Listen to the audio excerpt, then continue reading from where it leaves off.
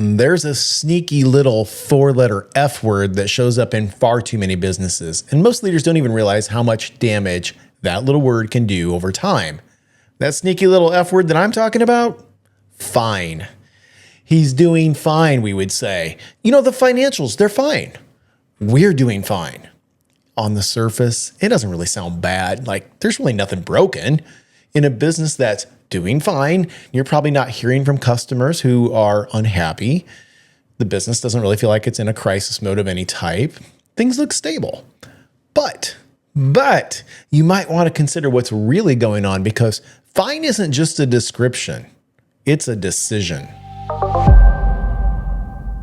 Now, when a leader chooses to accept fine as a standard, they're also accepting that the current level of performance is sufficient. You accept good enough, even when you know you should demand more. And many good leaders may not intend for it to be that way, but it becomes the default mode of operation inside of an organization. It's sneaky that way. And once something is labeled as fine, well, curiosity kind of fades, development of people slows, development of projects and products slow. The expectation that people will stretch themselves, well, that also begins to disappear. Here's what's easy to miss when fine becomes the default language of leadership. Fine doesn't describe how someone is performing. When a leader says someone is doing fine, they're usually responding to the absence of problems, not the presence of growth. The person is reliable, the work gets done, nothing needs immediate attention, and from a management standpoint, kind of feels like success. But something else can start to happen that's actually more dangerous than that. People begin to learn what level of effort is actually required. They see how much initiative is welcomed and how much is not necessary. They notice which ideas get traction and which ones quietly die.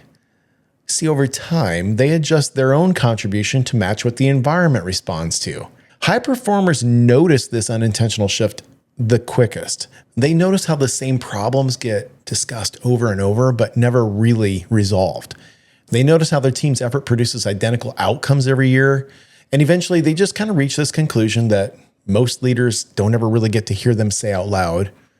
That conclusion is staying here and staying stuck.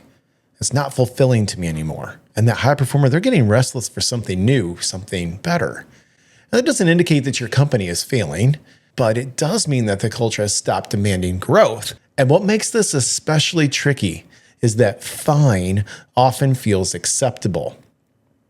I hear leaders convince themselves all the time that they're preserving stability because they don't want to risk disrupting a team that's working.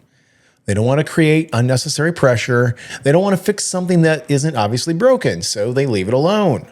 But leadership can't be about just protecting the status quo. It has to be about increasing ability and capability. And those two goals of not rocking the boat, but expecting and needing more can often feel in direct tension with each other. This is a really important thing to understand, is that every organization naturally develops a culture around what it tolerates.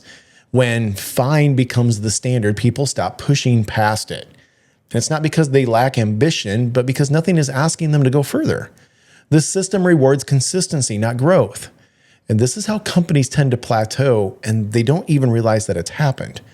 Good decision-making, it doesn't deepen. Ownership doesn't expand. The next level of thinking never gets pulled into the room. And then leaders are surprised when their best people opt out and leave because from their perspective, everything was, well, fine. Now, here's the part that you need to remember about you. You didn't get to where you are by being fine. You didn't build your role, your authority, or your company by settling for mediocrity. You pushed, you stretched, you took risks. You demanded more of yourself long before anyone else ever did. And yet many leaders unintentionally create environments where complacency becomes the highest expectation placed on everyone else. That disconnect, this matters. Pay attention to this, because fine doesn't build depth. It doesn't develop good judgment, good decision-making, and it doesn't prepare people to lead. It just maintains what already exists. So if you want high performers to stay and grow and help you build something meaningful, fine cannot be the word that defines your culture. Not because fine is a failure, but because fine is where ambition goes to stall. And leaders who know that and are willing to challenge it are the ones worth following. That's what we're thinking about today.